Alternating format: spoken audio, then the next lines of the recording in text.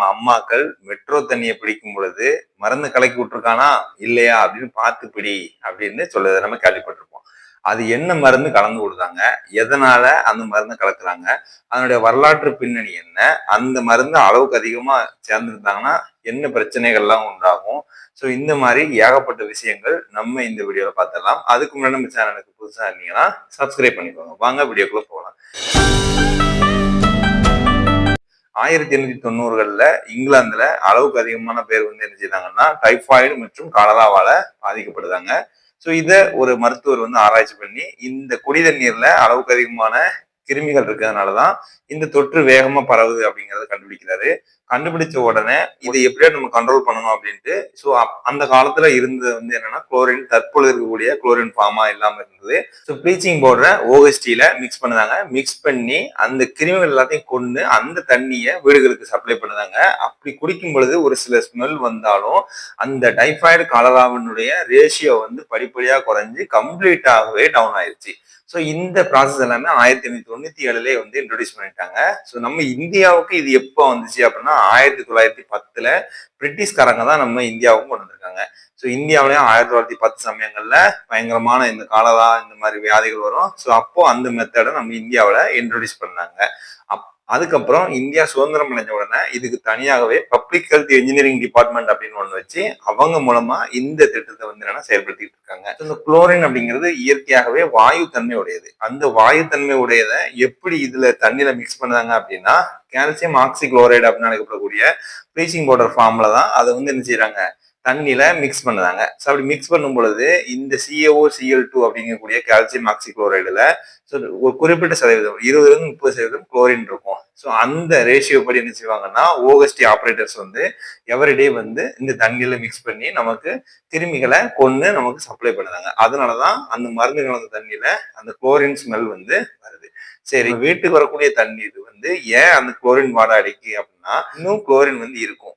எதனால இந்த குளோரின் கண்டென்ட்டை வச்சிருக்காங்க அப்படின்னா நம்ம வீடுகள்ல மேல்நிலை தொட்டி இருக்கும். அந்த தொட்டிகள்ல பாக்டீரியா மற்றும் இந்த கிருமிகள் இருக்கும். அப்ப அந்த கிருமிகளை அழிக்கணும் இல்லையா, அதுக்காகத்தான் அந்த ரெசிடியூல் குளோரின் அப்படிங்கிறத அதோட சப்ளை பண்ணுதாங்க. ஸோ அந்த ரெசிடியூல் குளோரின் வந்து என்ன ஆகும் அப்படின்னா நம்ம வீட்டுல இருக்கக்கூடிய அந்த டேங்க்ல இருக்கக்கூடிய பாக்டீரியாஸ் எல்லாத்தையுமே கில் பண்ணிட்டு அது போக நம்ம குடிக்கக்கூடிய ஆன் ஹேண்ட் வரக்கூடியதுல ரொம்ப கம்மியான அளவுல இருக்கும். ஸோ இந்த அளவுகள் எவ்வளவு இருந்து எவ்வளவு வரைக்கும் இருக்கலாம் அப்படின்னா 4 மில்லிகிராம் பெர் லிட்டர் வரைக்கும் இருக்கலாம் அப்படிங்கிறது வேர்ல்டு ஹெல்த் ஆர்கனைசேஷனுடைய ஒரு ரெக்கமெண்டேஷனா இருக்கு. பட் நம்மளுடைய இந்தியாவை பொறுத்த வரைக்கும் 0.2 to 0.5 இந்த ரேஞ்சோட தான் வந்து நமக்கு என்ன சப்ளை பண்ணுறாங்க. சரி, இப்போ இந்த குளோரின் சேர்த்தோம் அப்படின்னா அது எப்படி இந்த பாக்டீரியாவெல்லாம் கொல்லுது அப்படிங்கிறத பார்த்துக்கலாம்.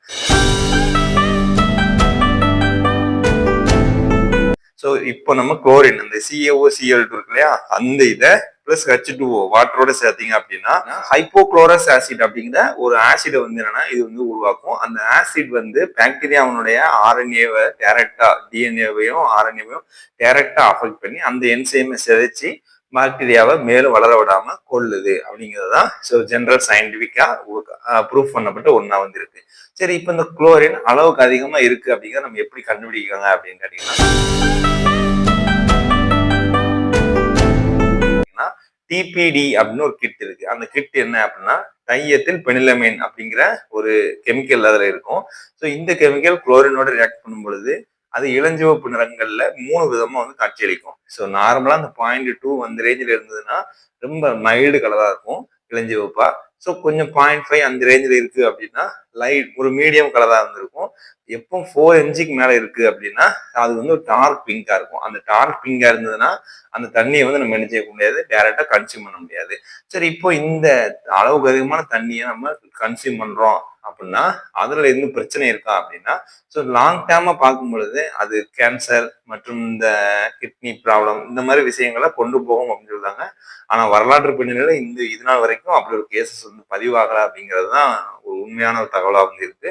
ஸோ இது எங்க கலப்பாங்க அப்படின்னா நம்ம எல்லா பஞ்சாயத்துலயுமே ஒரு ஓஎஸ்டி அதாவது மேல்நிலை நீர்த்தேக்கு தொட்டி இருக்கும். அந்த மேல்நிலை நீர்த்தேக்கு தொட்டிய இயக்குனர் ஒருத்தர் இருப்பாரு. அவர் என்ன செய்வாரு, ஸோ இந்த டேங்குக்கு இவ்வளவு குளோரின் சேர்க்கணும் அப்படின்னு ஒரு கால்குலேஷன் இருக்கும். அந்த அளவு குளோரினை எடுத்து அதை வந்து மிக்ஸ் பண்ணி ஸோ தண்ணி போகக்கூடிய இன்லெட் பைப் இருக்கு பார்த்தீங்களா, அந்த இன்லெட் பைப்ல அதை ஊற்றி தண்ணியை மேலே ஏற்றுவாங்க. ஸோ ஏற்றி அதில் என்ன செய்வாங்க, எல்லா கிருமிகளையும் கில் பண்ணி உள்ள போகும். ஸோ அந்த தண்ணியில எவ்வளவு குளோரின் இருக்கு அப்படின்னு அந்த டிபிடி கிட் மூலமா பார்த்து எவ்ரிடே வந்து கலெக்டர் சாருக்கு வந்து ரிப்போர்ட் கொடுப்பாங்க.